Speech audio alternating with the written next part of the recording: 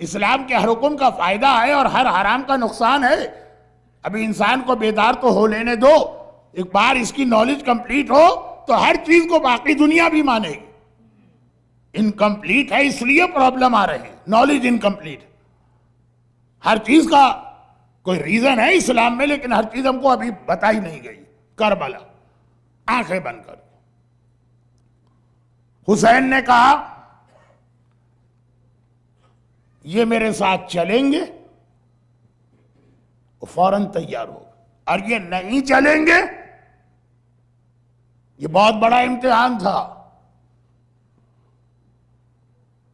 کسی ایسی فیملی میں دیکھیے کہ سارے فیملی ممبرز کسی سفر پہ جا رہے ہیں اور کسی ایک کو روکا جا رہا ہے. اردو میں کہتے ہیں اس کا دل چاہ رہا ہے، ہندی میں کہیں گے اس کا من چاہ رہا ہے، لیکن روکا گیا تو وہ رک گیا. اور پھر یہ بھی ذہن میں رکھیے گا، یہ بات بھی ہو رہی ہے بہت چھوٹی بچی کی.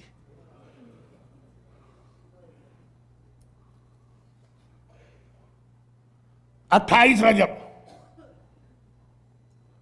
ابھی چاند رات ہے لیکن کل چونکہ 2 محرم کی شب لگے گی کل کی مجلس میں، تو آقا حسین کے کربلا پہنچنے کے مصائب کل پڑھے جاتے ہیں.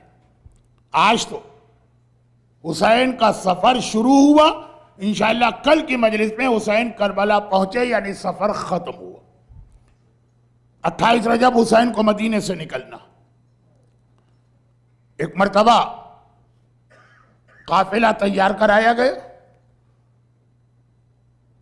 اور پھر حسین کا پیغام زینب کبریٰ تک پہنچا کہ خاندان کی عورتوں سے کہہ دو کہ ان کی سواریاں آ چکی ہیں، اس لیے ایک ایک کر کے وہ باہر آئیں، سواریوں پہ سوار ہو جائیں. اور دیکھو میں سب کو اپنے ساتھ لے جا رہا ہوں، صغرا کو اپنے ساتھ نہیں لے جاؤں گا. تو ہر بی بی صغرا سے ملاقات تو کر کے آ جائے لیکن کوئی بات نہ کرے. ایسا نہ ہو کہ صغرا کسی بی بی کی سفارش لے کے آ جائیں، صغرا کم سن بھی ہیں. حسین سب کو اپنے ساتھ لے جانا چاہتے ہیں، صغرا کو نہیں لے جانا چاہتے ہیں. وائی؟ کوئی ریزن؟ کبھی ذہن میں یہ آتا ہے کہ شاید صغرا لڑکی تھی اور یہ سفر بڑی مشکلات کا تھا تو حسین لڑکیوں کو نہیں لے جانا چاہتے تھے. لیکن جب میں نے لسٹ دیکھی اس میں فاطمہ کبریٰ بھی گئی ہیں، اس میں سکینہ بھی گئی ہیں. جب دوسری لڑکیاں جا سکتی ہیں تو یہ بھی جا سکتی ہیں.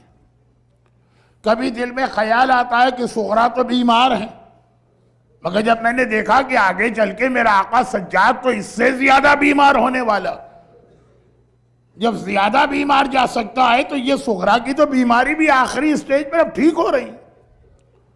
کبھی دل میں خیال آیا کہ شاید صغرا کی ایج بہت کم، لیکن جب لسٹ میں دیکھا کہ 2 ویک کا علی اصغر جا رہا ہے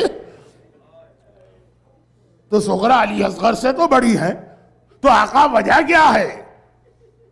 یہ ہمارے ذہن میں بھی آیا، صغرا کے ذہن میں بھی آیا ہوگا، لیکن بابا کا حکم آ گیا. صغرا نے بابا سے کوئی بات نہیں کی. دل میں خیال ہے کہ بیویاں آئیں گی، ماں بھی آئے گی، پھوپھی بھی آئے گی، بہنیں بھی آئیں گی، ان میں سے کسی سے کہوں گی کہ میری سفارش کر دے. لیکن ہر بیوی آتی ہے، امام کا حکم ہے اس لیے اتنا جلدی آتی ہے اور خدا حافظ کہہ کے چلی جاتی ہے کہ صغرا کو موقع ہی نہیں ملتا کہ کسی سے سفارش کی بات کرے. اور جب ساری بیویاں چلی گئیں جلدی سے مل کر تو آخر صغرا نے دیکھا میری مہربان پھوپھی ثانیہ زہرا زینب کبریٰ میرے حجرے میں داخل ہو گئی. صغرا کو پتا ہے کہ اگر زینب چلی گئی تو پھر کوئی سفارش کرنے والا نہیں.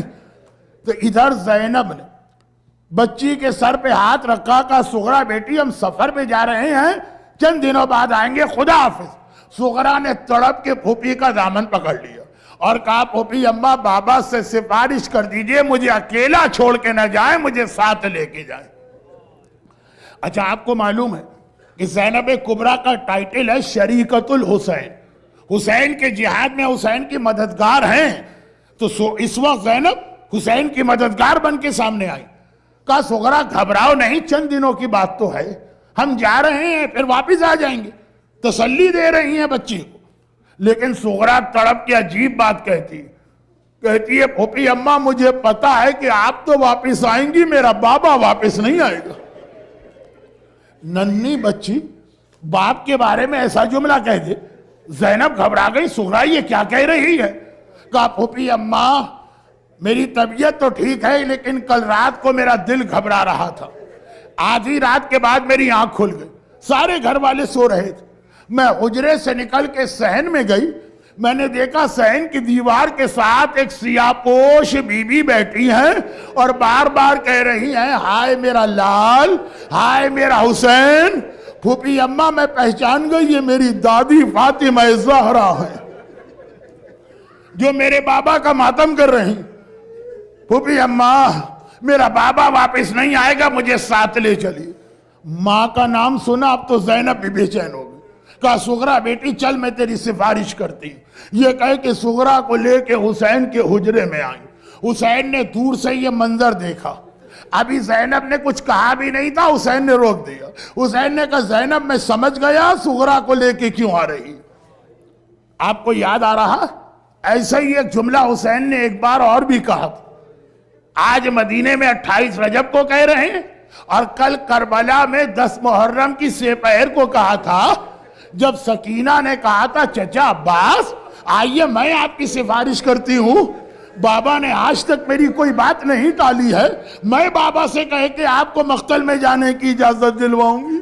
اور وہاں بھی حسین نے کہا تھا سکینہ عباس کی سفارش نہ کرنا، لیکن وہاں جملہ کچھ اور تھا، سکینہ اگر چچا کی ابھی سفارش کی بعد میں چچا بہت یاد آئے گا، جب تماچے لگ رہے ہوں گے، جب بدن پہ کوڑے پڑ رہے ہوں گے، یہی چچا یاد آئے گا جس کی سفارش کر رہی ہے۔ انشاءاللہ وہ تو 7-8 محرم کی مجلس میں تفصیل آئے گی، آج اتنی سی بات۔ حسین نے دیکھا زینب میں سمجھ گیا صغرا کو لے کے کیوں آ رہی ہو، دیکھ صغرا کی سفارش نہ کرنا، تیرا بھائی تیری ہر بات مانے مگر صغرا کی سفارش نہیں۔ زینب گھبرا گئی، کہا بھیا میری بچی نے قصور کیا کیا ہے کہ سب کو لے جا رہا اسے نہیں لے جا رہا۔ حسین نے جواب دیا زینب زینب زینب تجھے پتا ہے نا میرے بعد کیا ہونے والا۔ بعض علماء تو یہاں تک کہتے کہ میرا مولا بچپنے میں زینب کو جب بہت چھوٹی تھی نماز فجر کے بعد مکان کے صحن میں لے کے اتنا ٹہلا کرتا تھا کہ زینب کے گھٹنے دکھنے لگتے تھے۔ ایک دن کہا بابا آپ مجھے اتنا کیوں چلا رہے ہیں؟ علی نے کہا زینب آج مشق کر لے، کل کربلا کی شام غریبہ یہی مشق کام آئے گی جب تیرے سوا لٹے قافلے کا پہرا دینے والا کوئی نہ ہوگا۔ زینب کو سب کچھ بتا چکے ہیں میرے مولا۔ حسین نے کہا زینب تجھے پتا ہے نا میرے بعد کیا ہوگا؟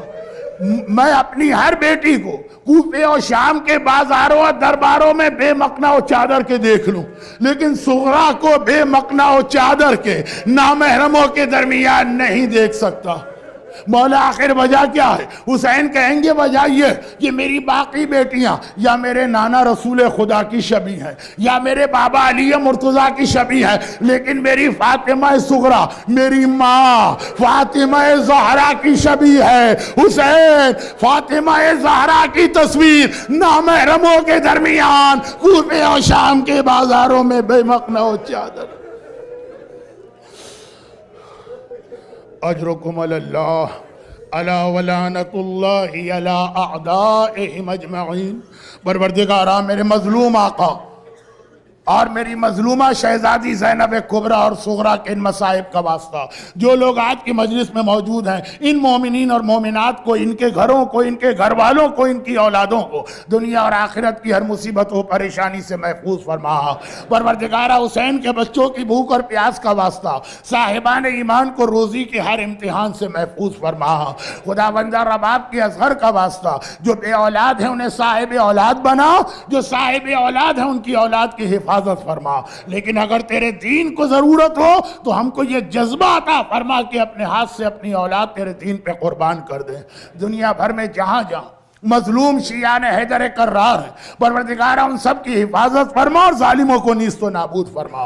خدا بندہ ہم سب کو سیرت اہل بیت پہ چلنے کی توفیق عطا فرما۔